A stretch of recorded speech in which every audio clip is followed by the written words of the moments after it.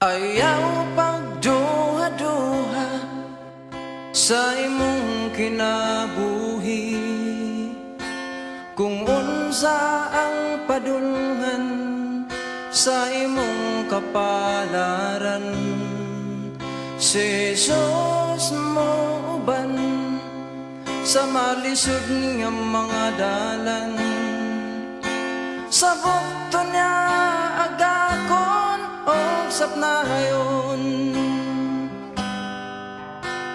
Ayaw kalibugi ang imong kaugmaon, si Jesus lang sangpita kay siya duol pa.